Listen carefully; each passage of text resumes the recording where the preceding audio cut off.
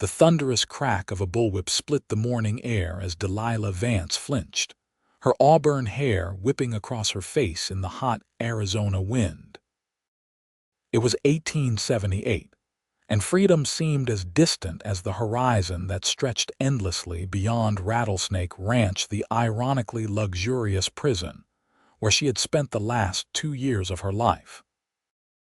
"Get those linens hung before noon, or there'll be no supper for you tonight," barked Silas Blackburn, the wealthy cattle baron who had purchased her contract after her father's death had left her drowning in debt.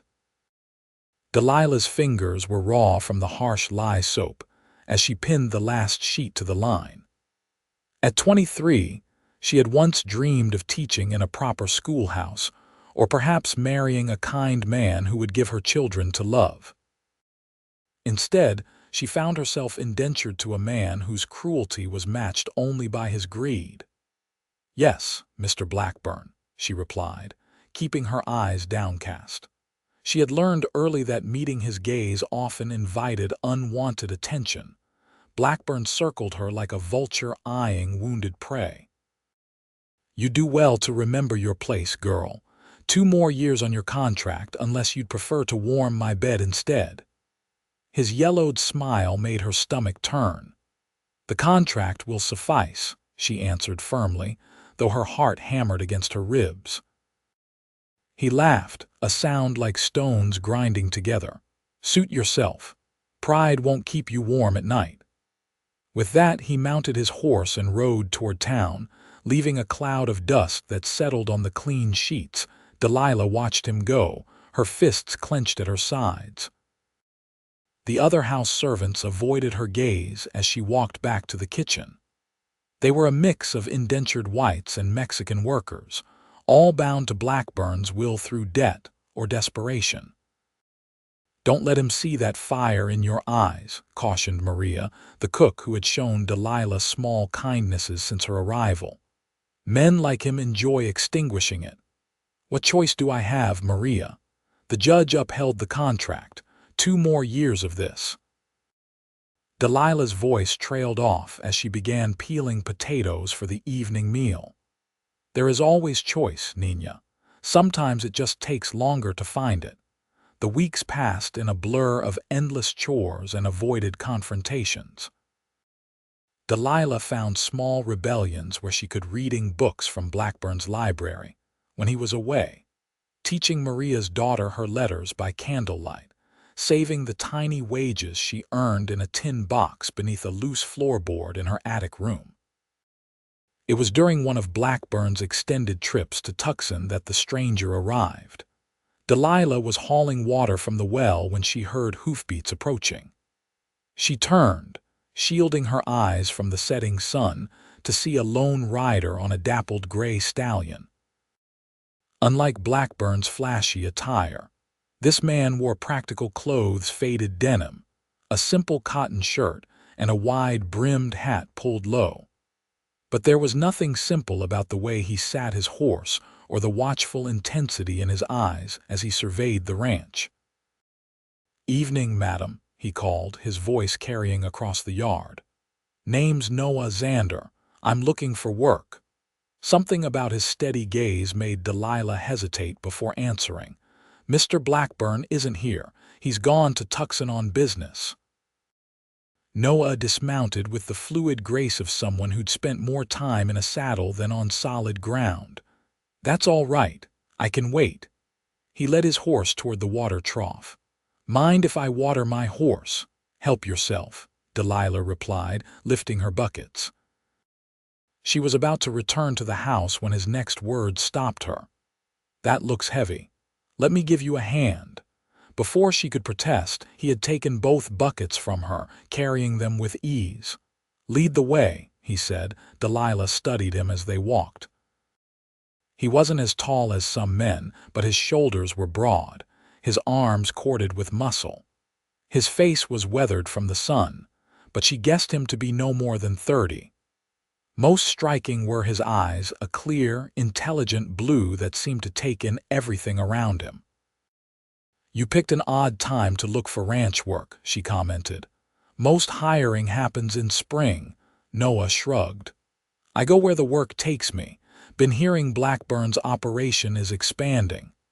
It is, Delilah confirmed, reaching the kitchen door. At the expense of smaller ranchers who can't compete with his methods. A hint of a smile touched Noah's lips. You don't sound fond of your employer. Delilah stiffened. Mr. Blackburn holds my contract. I'm indentured to him for 2 more years. Something flickered in Noah's eyes, recognition, perhaps, or concern, but it was gone so quickly she couldn't be sure. I see, he said simply, setting down the buckets. Thank you for the water. I'll make camp by the creek until Mr. Blackburn returns. There's a bunkhouse, Delilah found herself saying. The foreman can decide if you stay, even without Mr. Blackburn here. Noah tipped his hat. Much obliged. Delilah watched him lead his horse toward the bunkhouse, trying to understand why her heart was beating faster than usual. The foreman, a gruff man named Jenkins, put Noah to work immediately. The ranch was shorthanded after 2 cowboys had quit following one of Blackburn's infamous rages. Within days, Noah had proven himself skilled with horses, cattle, and repairs around the property.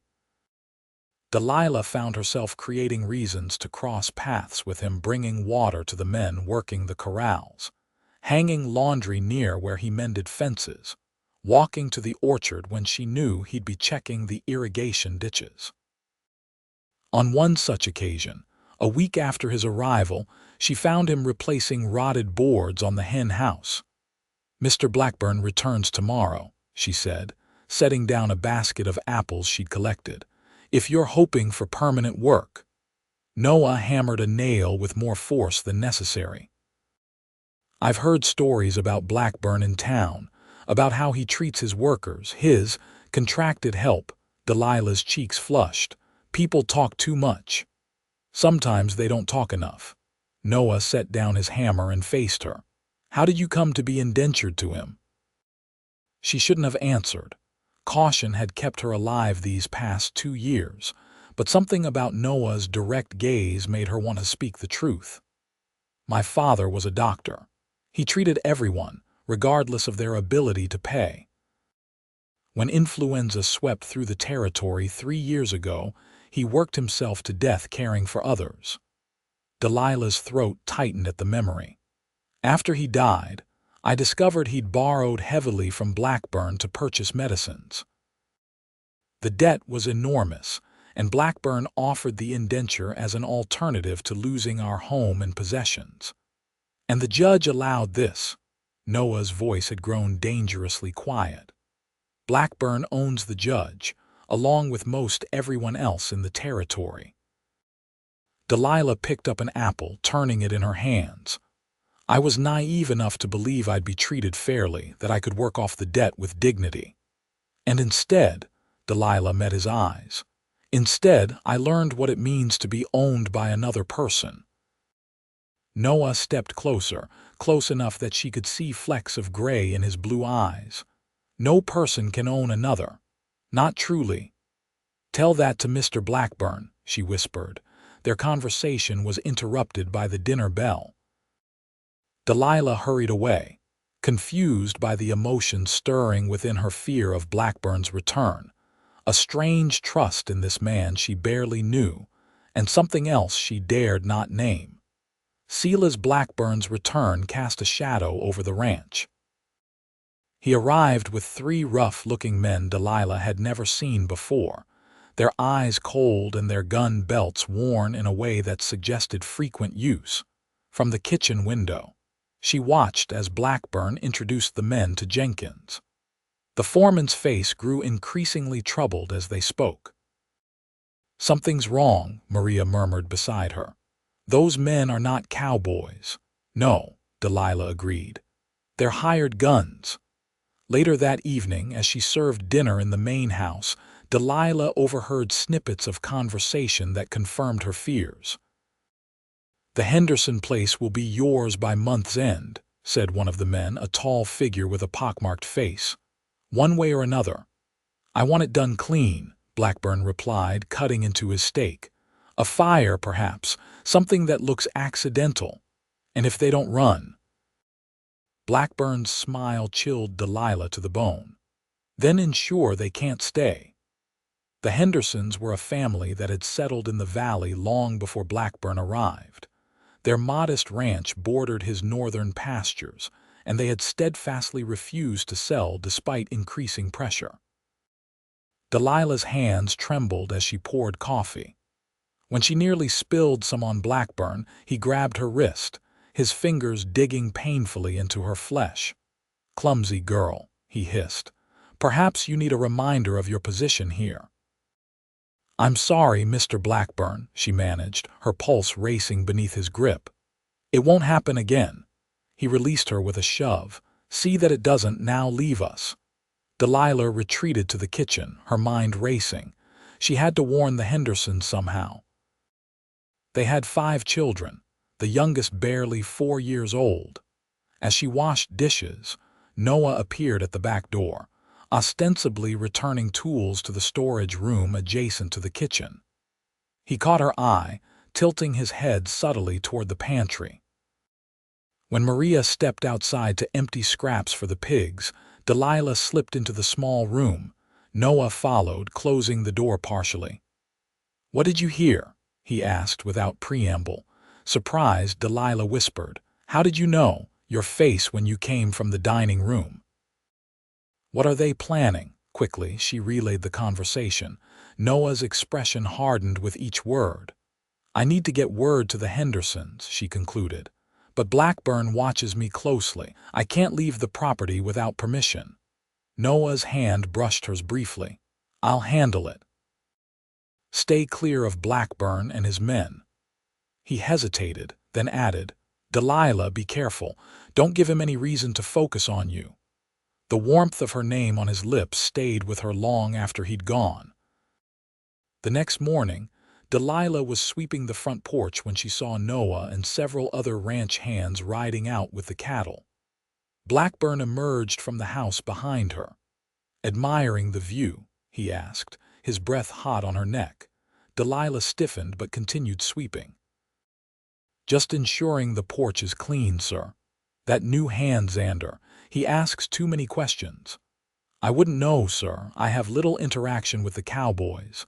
Blackburn circled to face her. "See that it stays that way. I don't like my property developing. Interests." The way he said property made her skin crawl. "Yes, Mr. Blackburn. I'm hosting a dinner tomorrow night. Important men from the territorial capital. You'll serve, wearing the dress I'll have delivered to your room." His eyes raked over her in a way that made her want to scrub her skin raw. "You represent my household. Ensure you do it properly." "Of course, Mr. Blackburn," she replied, keeping her voice steady despite the dread building inside her. As predicted, a package arrived for her that afternoon, a gown of deep burgundy silk with a neckline far lower than anything Delilah would have chosen for herself. The message was clear. She was to be displayed like any other possession Blackburn wished to flaunt before his guests. That evening, as she hung the dress in her small room, there was a soft knock at her door. Cautiously, she opened it to find Maria. "A note," the older woman whispered, pressing a folded paper into Delilah's hand before hurrying away. Inside her room, Delilah unfolded the paper with trembling fingers. Henderson's warned, "Meet me at the old oak by the creek at midnight if you can do so safely." Delilah's heart raced. The old oak was visible from her window at the far edge of the property where the creek bordered the ranch. Getting there undetected would be difficult but not impossible. Shortly before midnight, she slipped from her bed fully dressed and eased open her window. The trellis beside it, covered in climbing roses, had served as her escape route on rare occasions when she needed solitude. Carefully, she climbed down, wincing as thorns scraped her hands. The night was clear, the moon providing enough light to navigate by without a lantern. Delilah kept to the shadows, moving swiftly across the open ground between outbuildings, her heart pounding with every step. When she reached the massive oak, she pressed herself against its trunk, listening intently for any sound of pursuit. Instead, she heard a low whistle from the other side. Noah stepped into view, his expression one of relief. "You made it." "The Hendersons?" she asked immediately. "Safe." "They've moved their children to relatives in town and are keeping armed watch." His jaw tightened. "But they can't hold out forever against the kind of men Blackburn's hired." "What will they do?" Noah ran a hand through his hair. "Mr. Henderson is contacting the U.S. Marshal's office." "But it could be weeks before anyone responds." Delilah sank onto a large root that protruded from the ground. "By then it could be too late."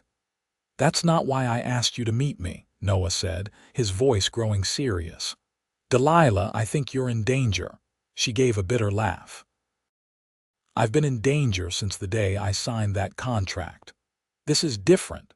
He crouched before her, his face level with hers. "Blackburn's planning something with these men from the capital. I overheard Jenkins talking. They're discussing new railway lines, land acquisitions. Big money and power at stake. What does that have to do with me?" "Everything, if my suspicions are correct." Noah took her hands in his. "Delilah, do you know exactly what's in your indenture contract?" She frowned. "Of course. 2 more years of service to repay my father's debt." "Have you seen the document recently?" "The original." A chill ran through her that had nothing to do with the night air. "No, Blackburn keeps all legal papers in his safe." "Why?" Noah's grip tightened. "Because I believe he may have altered it. The men coming tomorrow, one of them, is a judge from the territorial court. I think Blackburn plans to have him approve changes to your contract, perhaps extend it or alter its terms." "He can't do that," Delilah exclaimed, then lowered her voice. "It's illegal." "So is burning out families who won't sell their land," Noah replied grimly. "Blackburn operates above the law here." Delilah pulled her hands from his, standing abruptly. "Then what chance do I have? If what you say is true, we need to find that contract," Noah interrupted. "Get proof of what he's doing, not just for you but for everyone he's wronged. Break into his safe, that's impossible, not impossible, difficult." Noah stood, his expression resolute. "I can do it, but I need your help." "Why?" Delilah asked, suddenly suspicious. "Why would you risk your life for this?" "For me? You've been here barely 2 weeks." Something shifted in Noah's eyes, a vulnerability she hadn't seen before. "Let's just say I have my reasons for wanting to see Blackburn brought down." He hesitated. "And as for you, I've known from the first moment I saw you that you deserve better than this life." The intensity in his gaze made her breath catch. For a moment neither spoke, the only sound the gentle gurgling of the creek and the distant howl of a coyote. "Tomorrow night," Delilah finally said. "During the dinner. I can create a distraction that will get Blackburn out of his study for at least 10 minutes." Noah nodded. "That's all I'll need." As they made plans, Delilah realized that for the first time in 2 years, she felt something she'd nearly forgotten: hope. The following evening, Delilah stood before the small mirror in her room, hardly recognizing herself in the burgundy silk gown. The bodice clung to her figure, the neckline revealing more than she was comfortable with. Her hair, usually tied back severely, had been arranged by Maria in loose curls that framed her face. The effect, she had to admit, was striking exactly what Blackburn intended. She was to be another possession on display, like his silver cutlery and crystal decanters. Tucked into her sleeve was a small vial Maria had prepared at her request, a mixture of ipecac and other herbs that would cause immediate digestive distress without lasting harm. At precisely 7 o'clock, Delilah took her place in the dining room, standing against the wall with the other servants as Blackburn's guests arrived. There were 6 of them, wealthy men in fine suits, their wives adorned in silks and jewels. Among them was Judge William Porter, a florid-faced man whose eyes lingered too long on Delilah as she served the soup course. "Blackburn, you've been holding out on us," the judge remarked. "Where did you find such a lovely serving girl?" Blackburn smiled coldly. "Miss Vance is indentured to me. Her father was unable to repay a substantial debt." "Ah, indenture, a civilized arrangement." The judge nodded approvingly. "And after her term, perhaps she might find employment in my household." "Perhaps," Blackburn replied, though his eyes narrowed slightly. "Though we've been discussing an extension of her current terms.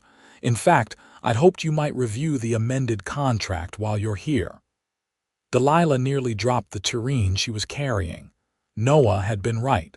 Of course," the judge said dismissively. "We can handle that after dinner." As the meal progressed, Delilah watched for Noah's signal. They had agreed he would find a way to indicate when he was in position near Blackburn's study. It came as she was clearing the fish course, a single red handkerchief visible through the window behind Blackburn's chair. Then gone in an instant. Taking a deep breath, Delilah moved to the sideboard where the wine was arranged.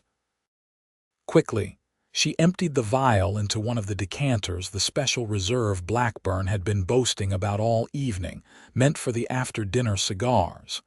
When the main course had been served and consumed, Blackburn stood. "Gentlemen, shall we retire for brandy and cigars? I have a special reserve I've been saving for just such distinguished company." This was her moment. As the men stood, Delilah approached with the doctored decanter on a silver tray. She moved with deliberate grace, aware of every eye following her progress across the room. Just as she reached Blackburn, she allowed her foot to catch on the carpet's edge. The decanter wobbled, then tipped, sending the dark liquid cascading down the front of Blackburn's expensive suit. "You clumsy fool," he roared, leaping back as the wine soaked through to his skin.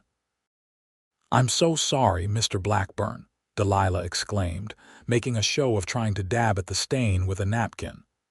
"Please let me help you change. Get away from me."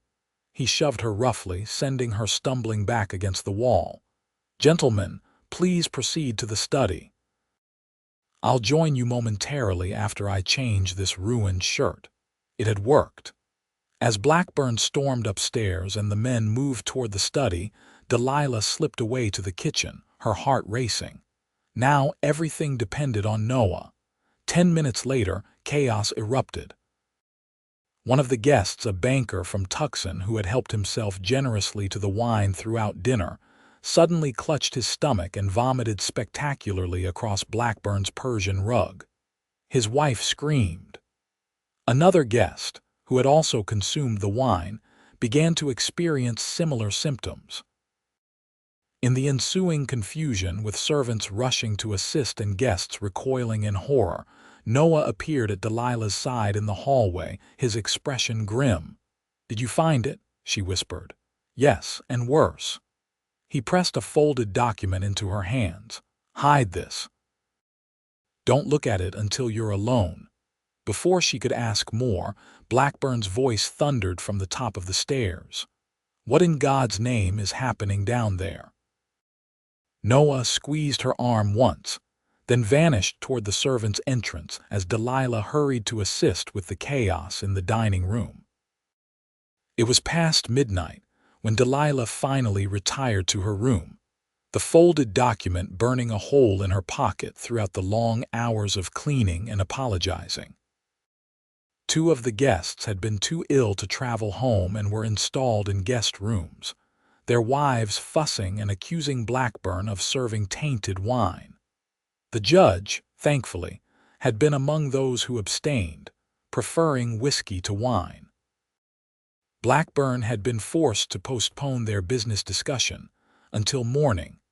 Alone at last, Delilah locked her door and pulled the document from her pocket with trembling hands. As she unfolded it, several other papers fell out, copies Noah had apparently made of additional documents from Blackburn's safe. What she read made her blood run cold. Her indenture contract had indeed been altered. The original 2-year term had been changed to 10 years, with clauses added that essentially bound her to Blackburn's service indefinitely. Worse, there was a provision that upon Blackburn's discretion, she could be transferred to the domestic service of any party he deemed appropriate, with monetary compensation paid to him. In short, it was a slavery contract disguised as indenture. But that wasn't all. The other papers revealed Blackburn's larger scheme, a plan to force out or buy out all surrounding landowners, securing water rights and strategic properties ahead of the coming railway. Those who wouldn't sell would face escalating threats, culminating in violence if necessary. Judge Porter and 2 other territorial officials were being paid handsomely to turn a blind eye and sign whatever documents Blackburn put before them. Delilah sank onto her bed, her mind reeling. This was bigger than her freedom. It was about dozens of families who stood to lose everything, some perhaps even their lives. A soft tap at her window startled her from these thoughts. She looked up to see Noah's face in the moonlight. Quickly, she unlocked the window and helped him climb through. "You read it?" he asked without preamble. "Yes," her voice shook. "He means to make me his slave in truth, to sell me if it suits him." Noah's expression hardened. "Not while I breathe." "There's more at stake than just me," Delilah said, gesturing to the papers. "All these families, these ranches, I know." He ran a hand through his hair. "Delilah, we need to leave tonight. Take these documents to the federal marshal in Prescott." "Leave?" The word seemed foreign, impossible. "I can't just—" "You can." Noah took her hands. "Blackburn's men have been drinking heavily, celebrating their coming victory. The night guard is asleep at his post. I have horses waiting by the creek." Delilah pulled away, pacing the small room. "If I run, he'll hunt me down. The contract is fraudulent," Noah finished firmly. "The original terms were altered without your knowledge or consent. That's illegal, even here." "You don't understand what he's capable of," she whispered. "The power he has." Noah stepped closer, his eyes intense in the dim light. "I understand better than you know. Delilah, please trust me." She studied his face, the earnest blue eyes, the determined set of his jaw. In the short time she'd known him, Noah had shown her more kindness and respect than she'd experienced in years. "Why are you really here, Noah?" she asked suddenly. "This isn't just about finding work." "You came looking for something." A shadow crossed his features. "Justice," he said quietly. "My younger brother worked for Blackburn last year. He caught Blackburn changing boundary markers to encroach on the Davidson property. When he confronted him, Blackburn had him beaten and left for dead in the desert." Delilah gasped. "Did he?" "He survived, barely. He'll never walk right again." Noah's voice was tight with controlled fury.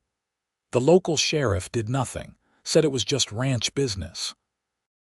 I've spent months gathering evidence of Blackburn's crimes, working my way closer to him." "You're not really a cowboy," Delilah realized. A hint of a smile touched his lips. "I was once. Now I work with the federal marshal's office out of Denver. Not officially, they can't sanction what I'm doing, but they'll act on solid evidence." "Which we now have," she said, glancing at the documents. "Yes, but we need to move now, tonight, before Blackburn realizes what's missing from his safe." Delilah took a deep breath, her mind racing through the implications. To leave meant risking everything, possibly her life if Blackburn caught them. To stay meant certain bondage, perhaps worse. "I'll need 5 minutes to gather my things," she decided. Noah's relief was palpable. "Only what you absolutely need. We have to travel light and fast." As Delilah hastily packed a small bag, Her hands found the tin box beneath the floorboard, her meager savings from 2 years of service. It wasn't much, but it was hers.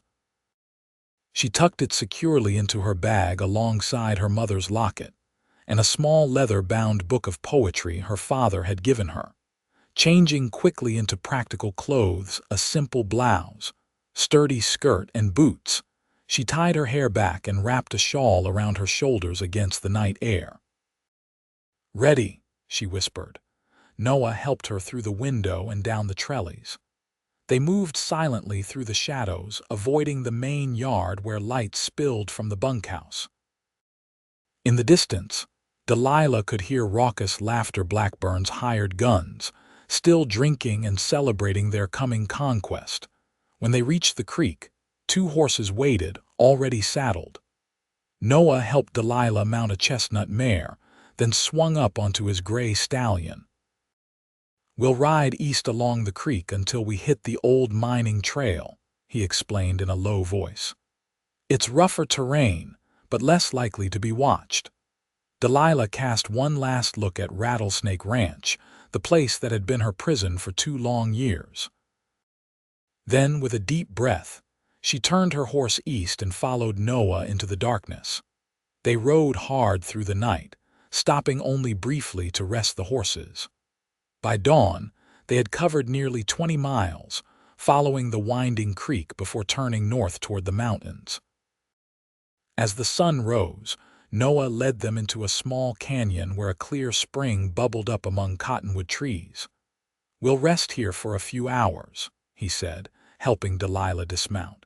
"The horses need water and grazing time, and you need sleep." Only then did Delilah realize how exhausted she was.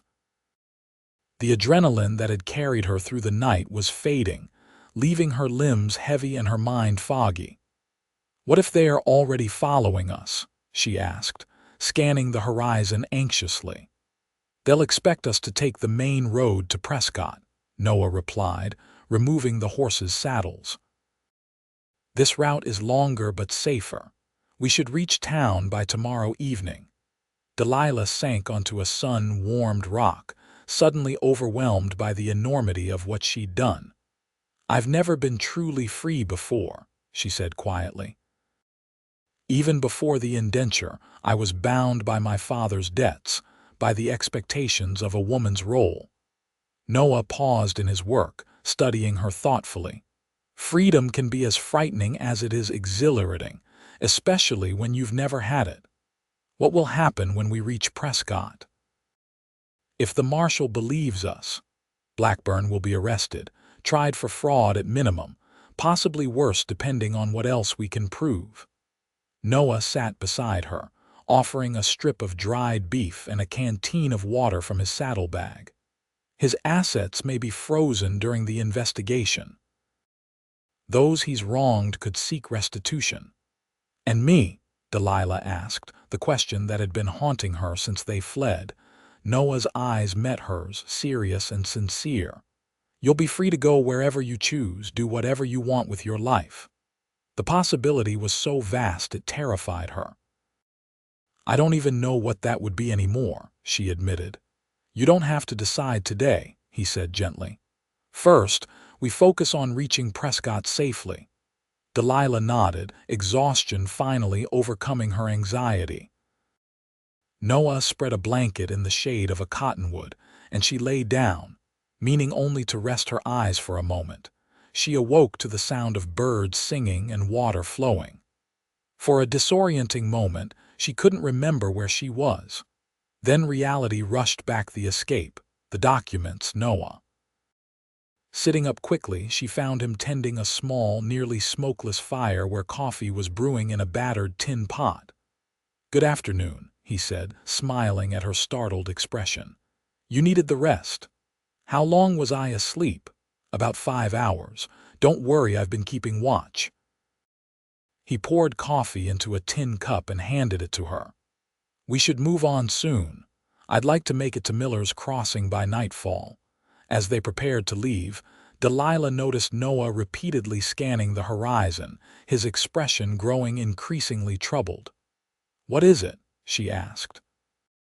Probably nothing, he replied, though his tone belied his words. Thought I saw dust on the ridge back west. Could be wild horses. Delilah's stomach clenched with fear. Or Blackburn's men. Let's not borrow trouble. Noah tightened the cinch on his saddle. But we should ride faster than planned.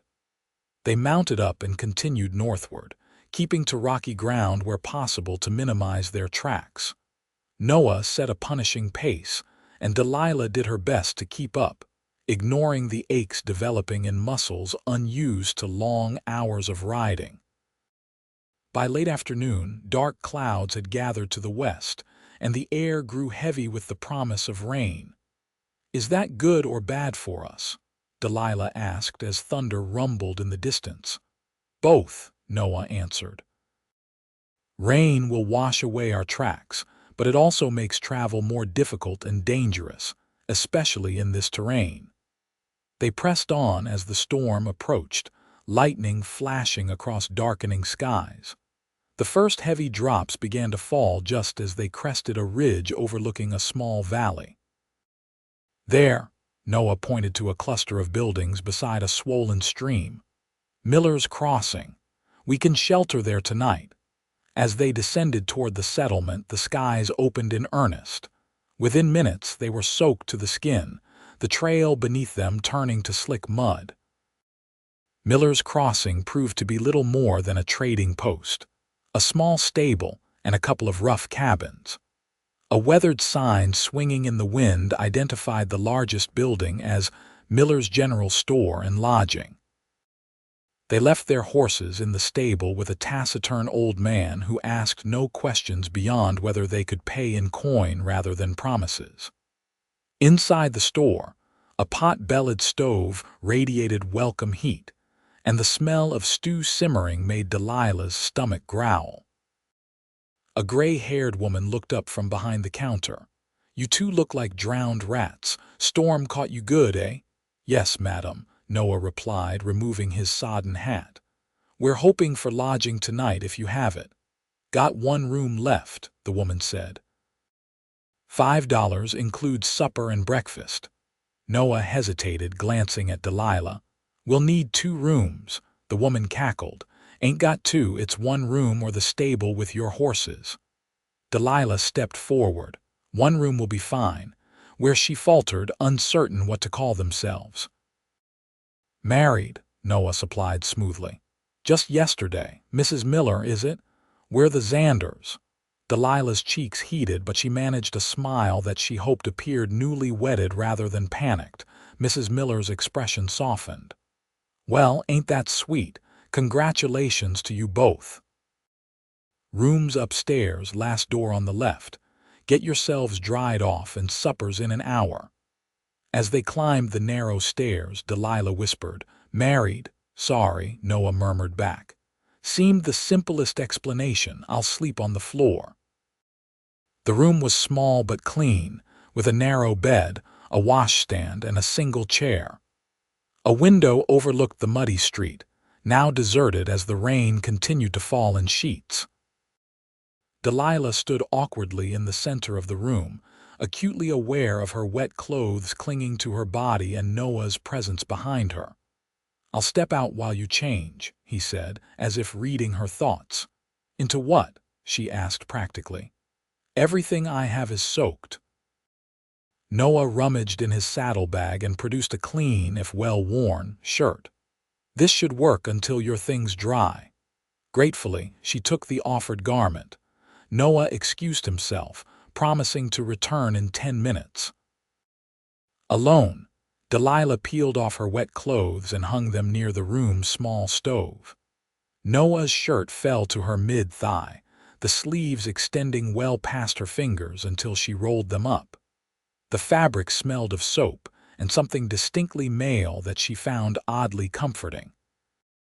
When Noah returned, he'd somehow acquired a dry shirt for himself, though his pants were still damp.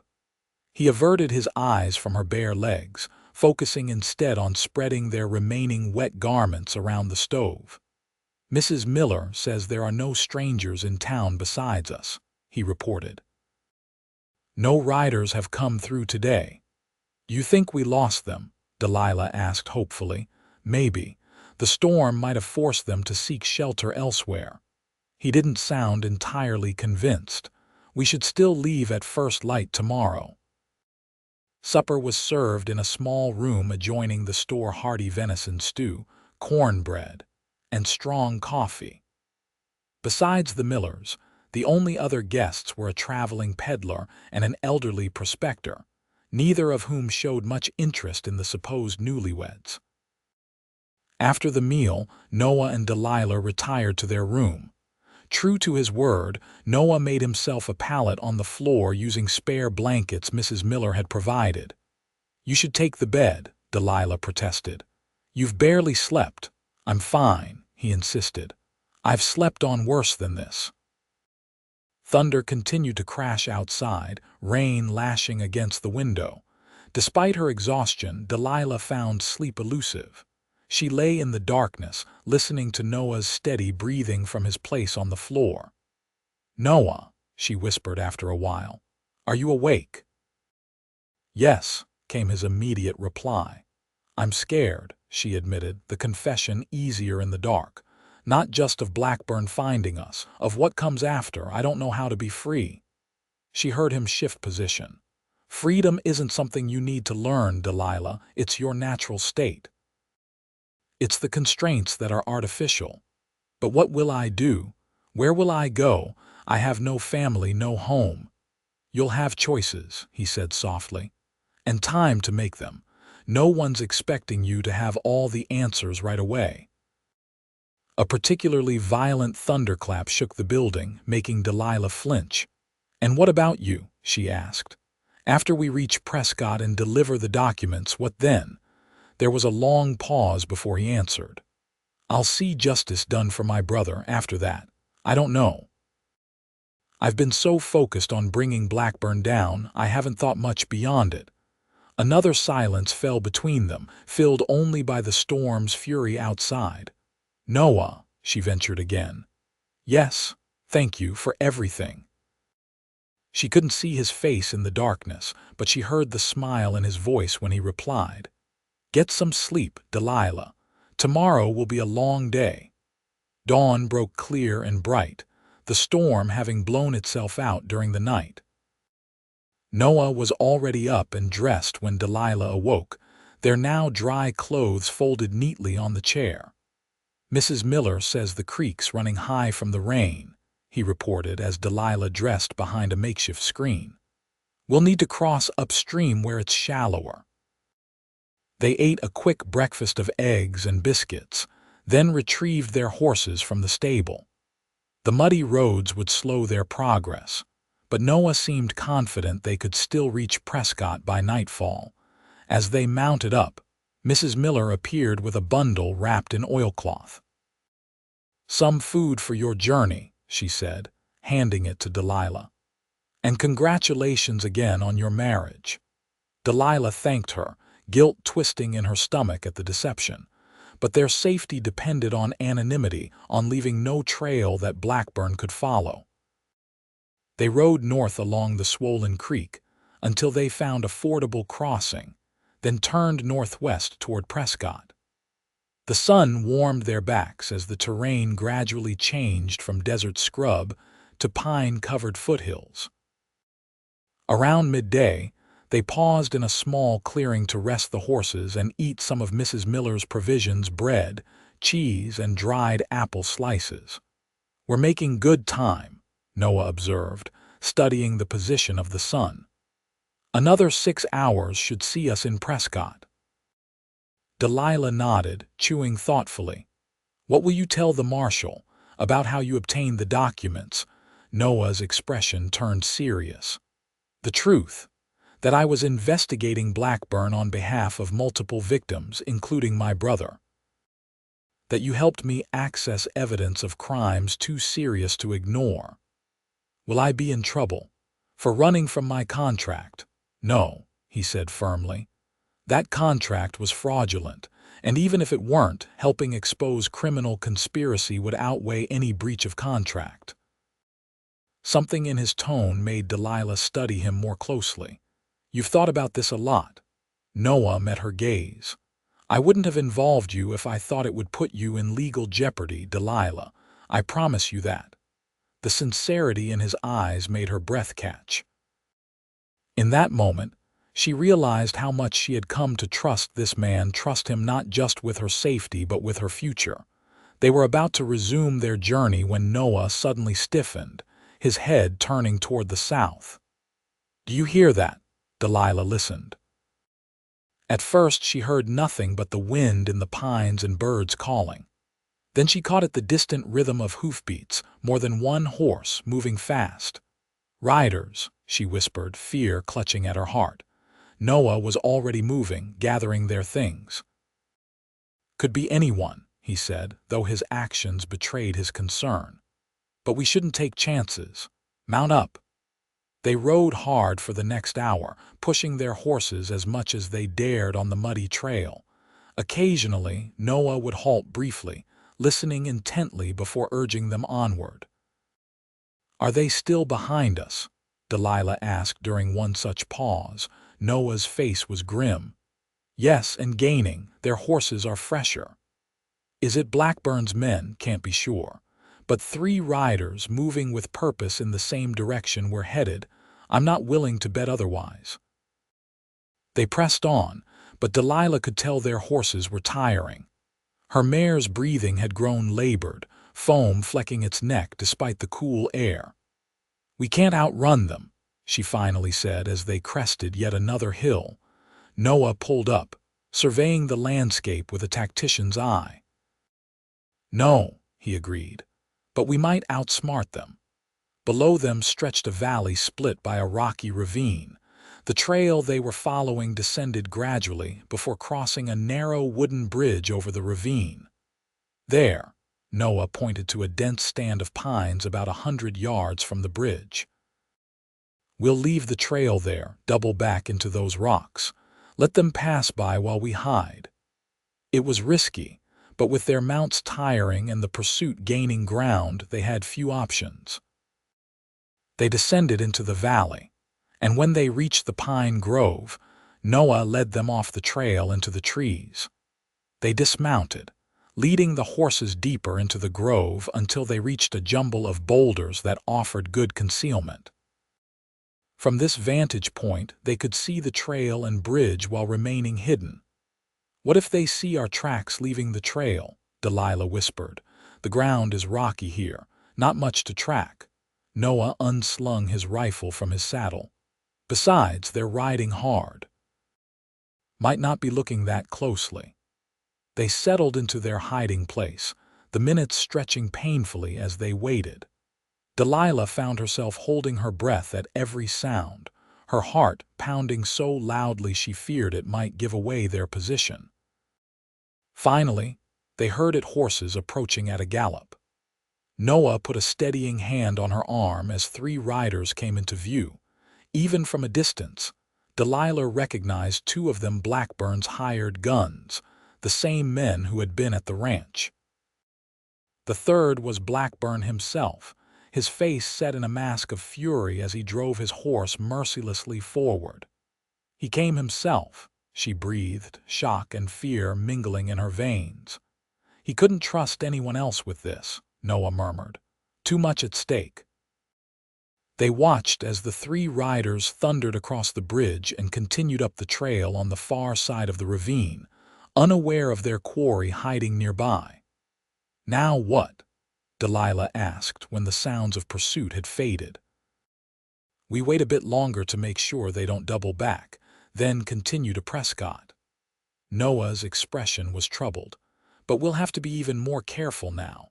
Blackburn will have men watching the main roads into town." They waited nearly an hour before cautiously emerging from their hiding place.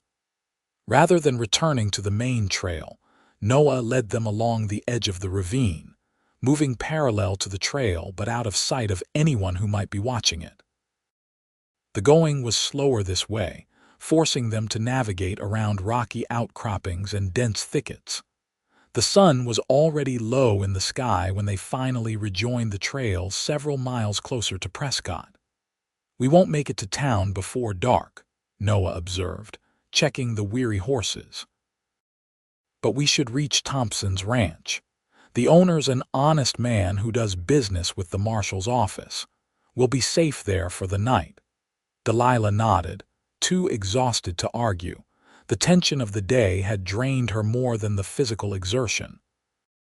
Every shadow now seemed to hide a potential threat. Every distant sound a warning. As twilight deepened into dusk, lights appeared in the distance, the windows of Thompson's ranch glowing warmly against the gathering darkness. The main house was a substantial log structure, with several outbuildings arranged around a central yard. A dog began barking as they approached, bringing a man to the door with a lantern held high. "Who goes there?" he called. "Noah Xander," Noah replied, dismounting carefully. "And a friend in need of shelter." The man stepped forward, his weathered face becoming visible in the lantern light. "Xander, Marshal Fitzgerald's man." "The same," Noah confirmed. "Mr. Thompson, we need your help." Thompson glanced between them, taking in their exhausted state and Delilah's tense posture. "Come inside," he said gruffly. "My boy will see to your horses." The warmth of the house enveloped them as they entered, a welcome contrast to the chill that had settled over the mountains as night fell. A woman who introduced herself as Mrs. Thompson led Delilah to a chair by the fire, bringing her a cup of hot tea without being asked. In hushed tones, Noah explained their situation to Thompson while Delilah warmed herself by the fire. She caught fragments of their conversation: Blackburn, federal charges, documents, but was too weary to follow it closely. After a simple but filling supper of stew and bread, Mrs. Thompson showed Delilah to a small bedroom. "You'll be safe here, dear," the older woman assured her. "My husband has men watching the property. No one will trouble you tonight." "Thank you," Delilah said sincerely, "for taking in strangers on nothing but Noah's word." Mrs. Thompson patted her hand. "Mr. Xander has done good work with the marshal's office. And any enemy of Silas Blackburn is a friend to decent folks around here." Left alone, Delilah sat on the edge of the bed, suddenly unable to stem the tide of emotions that washed over her. Fear, exhaustion, uncertainty about the future, all of it crashed together until tears spilled down her cheeks. A soft knock at the door made her hastily wipe her face. "Yes," Noah entered, concern evident in his expression. "Are you all right?" "Yes," she lied, then amended, "No, I don't know." He sat beside her on the bed, careful to maintain a respectful distance. "It's been a lot to process." "Anyone would be overwhelmed." "It's not just that," Delilah admitted. "It's knowing that Blackburn himself is hunting us, the look on his face when we saw him." She shuddered. "He won't stop, Noah." "He will," Noah said with quiet conviction. "Tomorrow we'll reach Prescott. The documents will go to Marshal Fitzgerald. Blackburn's power will crumble once his crimes are exposed. And if we don't make it to Prescott, if he finds us first—" Noah took her hand, his calloused palm warm against her skin. "He won't, I promise you that. How can you be so sure?" His blue eyes met hers steadily. "Because I've never wanted anything more in my life than to see you free and safe." The intensity of his gaze made her heart skip. "Why?" she whispered. "Why does my freedom matter so much to you?" For a long moment, Noah said nothing, his thumb tracing small circles on the back of her hand. When he finally spoke, his voice was low and rough with emotion. "When I first saw you at that well, carrying those heavy buckets, I thought you were the most beautiful woman I'd ever seen. But it wasn't just that." He paused, choosing his words carefully. "It was the dignity in how you carried yourself, despite everything.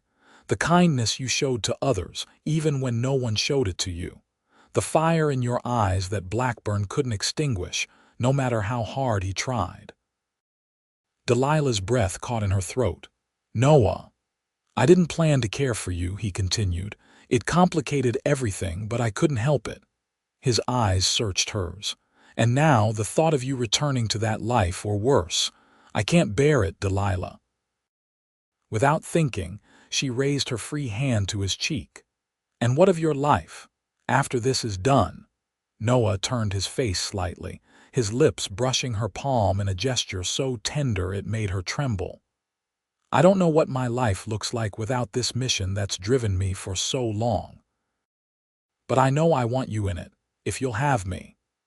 The world seemed to narrow to just this room, this moment, this man whose courage and kindness had changed everything. Delilah leaned forward, closing the distance between them until their lips met in a kiss that started gentle but quickly deepened with months of unspoken longing. When they finally parted, both breathless, Noah rested his forehead against hers. "I should go," he murmured. "Thompson's given me a room down the hall." "Stay," Delilah whispered, surprising herself with her boldness. "Just hold me tonight. I don't want to be alone." Noah studied her face as if assuring himself of her certainty. Then he nodded, kicking off his boots and stretching out on the bed. Delilah curled against him, her head resting on his chest where she could hear the steady beat of his heart. "Sleep," he said softly, his arms encircling her. "Tomorrow everything changes." Wrapped in his warmth and the promise of a future she'd scarcely dared to imagine, Delilah closed her eyes and slept more peacefully than she had in years. Morning came with a sense of purpose. Delilah awoke to find Noah already dressed and conferring with Thompson in the kitchen. Maps were spread across the table, and both men looked up as she entered. "Good morning," Noah said, his eyes warming at the sight of her. "We were just discussing the best route into Prescott." Thompson nodded. "Blackburn will have men watching the main road. But there's a trail through Granite Mountain that comes into town from the north. Rougher going, but less likely to be watched." "How much longer will it take?" Delilah asked, accepting a cup of coffee from Mrs. Thompson. 2, maybe 3 hours more," Noah replied. "But worth it for the added safety." They ate a hearty breakfast, then prepared to depart. "Thompson provided them with fresh horses, a loan until you can return them," he insisted when Noah tried to pay him. As they mounted up, Thompson handed Noah a folded paper. "Map of the trail. And I sent a rider to alert Marshal Fitzgerald last night. He'll be expecting you." Noah clasped the older man's hand. "Thank you for everything." "Just see Blackburn gets what's coming to him," Thompson replied grimly. "That's thanks enough." The trail through Granite Mountain was as challenging as Thompson had warned, steep in places, winding through dense pine forests and across rocky scree slopes. But their fresh mounts handled the terrain well, and the weather remained clear and mild. They rode mostly in silence, each lost in thoughts of what awaited them in Prescott. Occasionally, Noah would reach across to squeeze Delilah's hand reassuringly, the gesture speaking more than words could. It was mid-afternoon when they finally crested a ridge and saw Prescott spread before them in the valley below. The territorial capital was larger than Delilah had imagined, proper streets lined with substantial buildings, many constructed of brick rather than wood. "The marshal's office is on Montezuma Street," Noah said as they began their descent. "Near the courthouse." Delilah nodded, a sudden nervousness gripping her. This was the moment everything had been building toward. Yet she found herself almost afraid to reach it, as if the future beyond this point was too vast and uncertain to contemplate. They entered town from the north as planned, passing a lumber mill and several residential streets before turning onto Montezuma Street. The buildings here were more imposing: banks, law offices, the territorial government headquarters. The marshal's office was a sturdy stone building with barred windows and the territorial flag flying alongside the stars and stripes. Noah dismounted first, then helped Delilah down, his hands lingering at her waist for a moment longer than necessary. "Ready?" he asked quietly. She took a deep breath, smoothing her travel-worn skirt. "Ready." Inside, they found a sparse but orderly office. A deputy looked up from his desk, recognition dawning as he saw Noah. "Xander, Marshall's expecting you." He gestured to a door at the back of the room. "Go right in." Marshal James Fitzgerald was a tall man with iron-gray hair and the weathered complexion of someone who'd spent decades in the Arizona sun. He rose as they entered, extending a hand to Noah before turning curious eyes on Delilah. "Miss Vance, I presume," he said. "Thompson's rider mentioned you. Please, both of you, sit down." For the next hour, they laid out the entire story: Delilah's fraudulent indenture, Blackburn's land-grabbing schemes, the altered documents, the threats against the Hendersons and others. Noah produced the papers they'd taken from Blackburn's safe, which the marshal examined with increasing gravity. "This is serious business," Fitzgerald said finally. "Fraud, conspiracy, intimidation. Possibly attempted murder if we can prove the threats against the Henderson family were real." "They were real," Noah assured him. "And there's more. My brother Thomas Xander was nearly killed last year after witnessing Blackburn moving boundary markers." The marshal nodded. "I remember that case. Sheriff Watkins claimed it was a dispute between cowhands."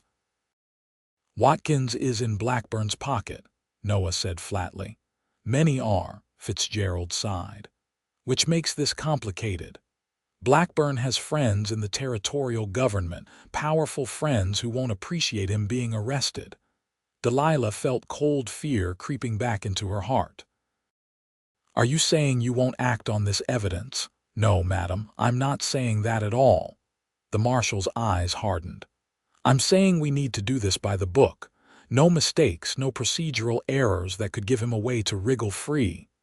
He stood, pacing behind his desk. "I'll send deputies to arrest Blackburn and his men. The documents will be placed in evidence. But first, I need sworn statements from both of you." It was another hour before they finished providing their statements, every detail carefully recorded by a clerk who'd been summoned to the office. When they were done, both Delilah and Noah signed the documents, making them official testimony. "What happens now?" Delilah asked, flexing her cramped fingers. "Now, I file these with the territorial judge and request arrest warrants," Fitzgerald explained. "Given the severity of the charges, I expect to have them by morning. Then my deputies and I ride out to serve them." "And Blackburn?" Noah pressed. "He's in the area hunting for us." The marshal's expression turned grim. "I'll alert my men to be on the lookout. In the meantime, you two need to stay out of sight. I've arranged rooms for you at the Arizona hotel, registered under different names, of course." "Is that safe?" Delilah worried. "Blackburn could have men watching the hotels." "The Arizona has a private entrance from the alley," Fitzgerald assured her. "My deputy will escort you there now, and there will be a man on guard through the night." As they prepared to leave, the marshal addressed Delilah directly. "Miss Vance, regarding your indenture contract. Legally, it's null and void due to the fraudulent alterations. You're a free woman as of this moment." The words struck Delilah with unexpected force. Free. After all this time, all the fear and uncertainty, she was truly free. "Thank you," she managed, her voice thick with emotion. Noah took her hand as they followed the deputy out through a back door of the marshal's office. The Arizona hotel was only 2 blocks away, but they kept to alleys and side streets, the deputy scanning constantly for any sign of threat. Their rooms were adjacent on the second floor, connected by a small balcony that overlooked a quiet courtyard. The deputy assured them that meals would be sent up, and they shouldn't leave the hotel until the marshal sent word. Left alone in her room, Delilah stood by the window, watching the afternoon light fade into evening. The enormity of the day's events of the past several days washed over her in waves. She was free. Blackburn would face justice. A future she'd never dared imagine was suddenly possible. A soft knock at the connecting door roused her from these thoughts. She opened it to find Noah standing there, his expression a mixture of concern and something deeper, more tender. "Are you all right?" he asked. "Yes," she said and meant it. "Just processing everything." Noah stepped into the room, closing the door behind him. "It's a lot to take in, being told you're free after years of bondage." "He said I was free," Delilah mused, "but I don't think I truly believed it until this moment." "Believed what?" She turned to face him fully. "That I could choose my own path. That tomorrow and all the days after belong to me alone." Noah moved closer, his eyes never leaving hers. "And what path would you choose, Delilah Vance, if anything were possible?" The question hung between them, weighted with possibility. Delilah thought of all the dreams she'd suppressed during her years of indentured teaching, perhaps, or running a small business of her own. But as she looked at Noah, she realized that another dream had taken shape in recent days, one that surprised her with its clarity and strength. "I would choose a path where I never again belonged to anyone through force or contract," she said slowly, "but where I might belong with someone by choice." Noah's breath caught audibly. And who might that someone be? Instead of answering with words, Delilah closed the distance between them, rising on her toes to press her lips to his. His response was immediate, his arms encircling her waist as he deepened the kiss. When they finally parted, both breathless, Noah rested his forehead against hers. "I've wanted to do that properly since last night," he murmured. "Why didn't you?" she asked, her fingers tracing the line of his jaw. "Because you were still technically bound to Blackburn. I needed you truly free before I could ask." He hesitated, then continued, "Before I could ask if you might consider a future with me." Delilah smiled, her heart lighter than it had been in years. "I'm considering it very seriously, Mr. Xander," he laughed softly, the sound warming her from within. "How seriously?" "Seriously enough that I don't want to be alone tonight," she answered, surprising herself with her boldness. Noah searched her face, his expression growing solemn. "Delilah, I don't want you to feel that you owe me anything." What I did, she placed a finger over his lips. "This isn't about debt or gratitude, Noah. This is about choice. My choice. For the first time in years, I'm choosing for myself." Something shifted in his eyes, understanding, acceptance, and beneath it all, a deep well of emotion that matched her own. "Then I am honored by your choice," he said softly. That night, in the quiet privacy of the hotel room, Delilah experienced another kind of freedom, the freedom to give herself fully to a man who saw her not as property to be owned, but as an equal to be cherished. Noah's touches were gentle, reverent, his whispered words of admiration making her feel beautiful despite the hardships that had marked her body and spirit. Afterward, lying in his arms as moonlight filtered through the curtains, Delilah felt a peace she'd thought lost forever. "What are you thinking?" Noah asked, his fingers tracing idle patterns on her bare shoulder. "That I never expected to find this," she admitted. "When I was indentured to Blackburn, I couldn't see beyond survival. Even freedom seemed like an impossible dream, let alone this, us." Noah pressed a kiss to her temple. "I've been alone a long time. After what happened to my brother, I became consumed with bringing Blackburn to justice. I didn't think there was room for anything else." His arms tightened around her. "I was wrong." Delilah shifted to look into his eyes. "What happens after tomorrow, after Blackburn is arrested, I'll need to testify at his trial," Noah said. "So will you, but after that." He hesitated, then continued, "I've saved some money, enough to buy a small ranch perhaps, or a business in town if that's what you'd prefer. You've thought about this, she said, touched by the realization. Only every moment since I met you, he admitted with a wry smile, though I never presumed you'd want the same. Delilah considered his words. A ranch would mean hard work, but also open spaces, fresh air, the freedom to build something of their own. A ranch sounds wonderful, she said finally.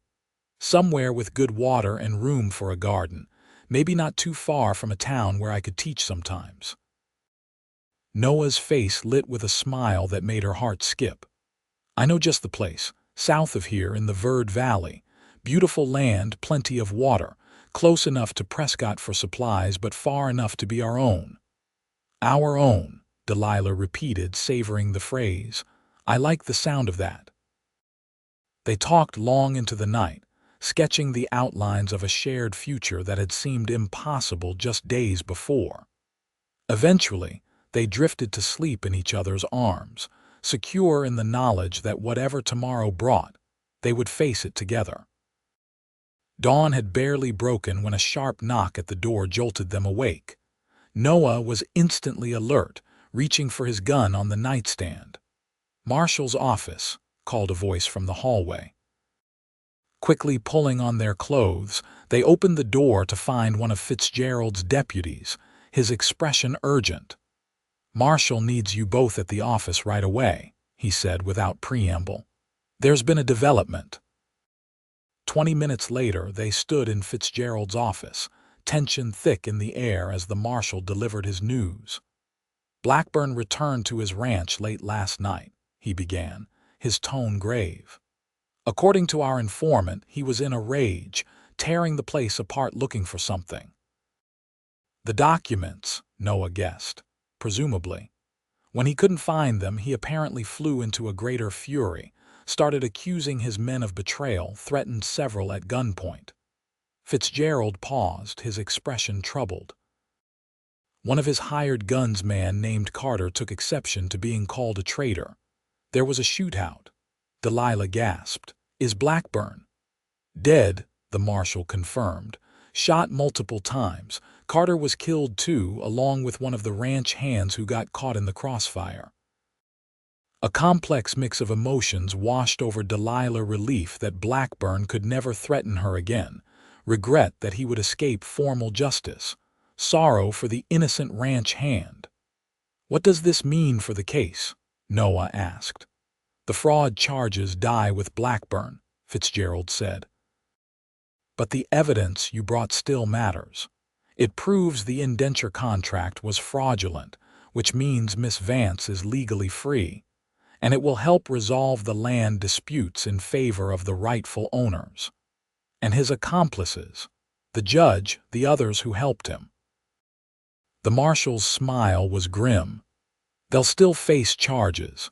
In fact, without Blackburn to protect them, they may be more willing to cooperate with our investigation." It was strange, Delilah thought, how quickly life could change.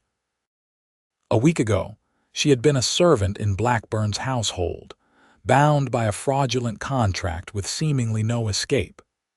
Now she stood free, with justice being served and a future stretching before her full of possibilities she had once only dreamed of. As they left the marshal's office, stepping into the bright morning sunshine, Noah took her hand. "Are you disappointed?" he asked. "That Blackburn won't stand trial." Delilah considered the question carefully. "Part of me wanted to see him face a judge and jury, to have everyone know what he did," she admitted. "But mostly, I'm just relieved it's over, that he can never hurt anyone else the way he hurt me or your brother or so many others." Noah nodded, understanding in his eyes. "Justice takes many forms, not always the ones we expect." "What now?" she asked, looking out at the bustling streets of Prescott. "Now," Noah said, a slow smile spreading across his face, "we start living the life we talked about last night, if that's still what you want." Delilah turned to face him, her heart full to bursting with emotions she'd once thought herself incapable of feeling. "It's exactly what I want. A life we choose together. Noah's eyes softened. I love you, Delilah Vance. I think I have since the moment I saw you by that well. And I love you, Noah Xander, she replied, the words feeling both new and somehow as familiar as her own heartbeat. You saw me when I was invisible to everyone else. You risked everything to help me. No, he said gently, cupping her face in his hands. You saved yourself. You had the courage to run, to fight for your freedom. I just provided a little help along the way. Standing on the boardwalk in the heart of Prescott, with the morning sun warming her face and Noah's loving gaze warming her soul, Delilah felt the last chains of her past finally fall away. 3 months later, Delilah stood on the porch of a modest but sturdy ranch house in the Verde Valley, watching as Noah mended a fence in the pasture below.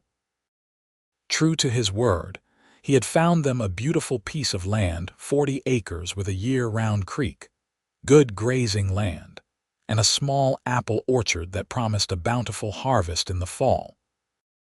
The trial of Judge Porter and Blackburn's other accomplices had concluded 2 weeks earlier, with all defendants found guilty of conspiracy and fraud.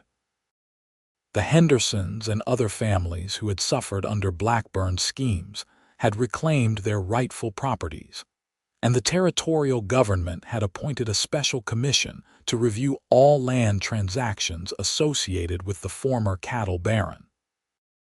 As for Delilah and Noah, they had married in a simple ceremony in Prescott, with Marshall Fitzgerald giving the bride away and Thomas Xander, Noah's brother, standing as best man despite needing crutches to support himself. With the money from selling Blackburn's possessions divided among those he had wronged, Delilah had opened a small school in the nearby town of Cottonwood, where she taught 3 days a week. The rest of her time was spent building their new home and life together. Noah finished his work and walked up the hill toward the house, his smile widening as he caught sight of her on the porch. Even now, after months together, the sight of him still made her heart beat faster. Thinking deep thoughts, he asked as he climbed the steps to join her. Happy ones, she corrected, leaning into his embrace despite the dust and sweat from his work. About how much has changed in such a short time. Noah pressed a kiss to the top of her head. Any regrets? Not a single one, Delilah answered truthfully. Every step, even the painful ones, led me here. To this place. To you. As the sun began to set, painting the valley in shades of gold and crimson, they stood together on the porch of the home they had built, looking out over the land that was truly theirs. No contracts bound them, no debts threatened their future. They belonged to each other by choice alone, the most precious freedom either could imagine. You remember what you said to me that day at Rattlesnake Ranch? Delilah asked softly. When I told you that Blackburn owned me, body and soul. Noah's arms tightened around her waist. I said I'd set both free. She turned in his embrace to face him, her eyes shining with love and the joy of a life reclaimed. You kept your promise. We both did, he murmured, before lowering his lips to hers in a kiss that spoke of forever.